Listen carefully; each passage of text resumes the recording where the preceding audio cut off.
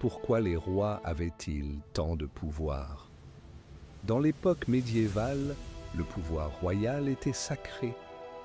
Au sommet de la pyramide sociale, les rois régnaient par le droit divin, persuadant le peuple que leur autorité venait de Dieu lui-même. La noblesse, souvent complice de cette croyance, jouait un rôle clé en soutenant le roi, tout en consolidant ses propres privilèges. Les palais étaient des endroits de luxe, mais aussi de complot. Les courtisans cherchaient à gagner la faveur du roi, prêts à tout pour obtenir des terres et des titres.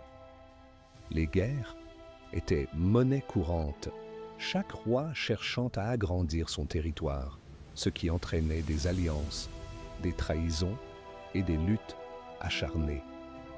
Des batailles épiques, comme celle entre les Plantagenets et les Lancastres, ont façonné le paysage européen.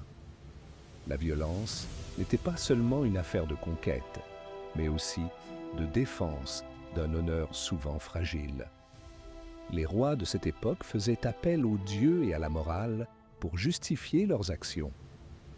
Les sujets, de leur côté, subissaient des impôts écrasants tout en espérant une paix fragile.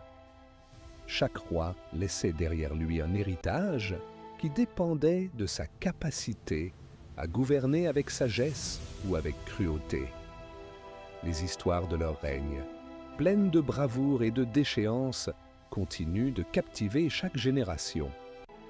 La fin de ces dynasties brillantes s'annonce souvent par la décadence.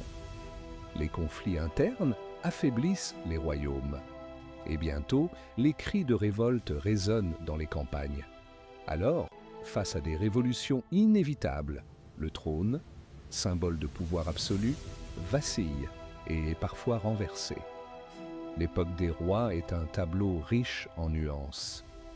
Un royaume à la fois majestueux et tragique, où le destin des hommes s'écrit dans le sang et la gloire.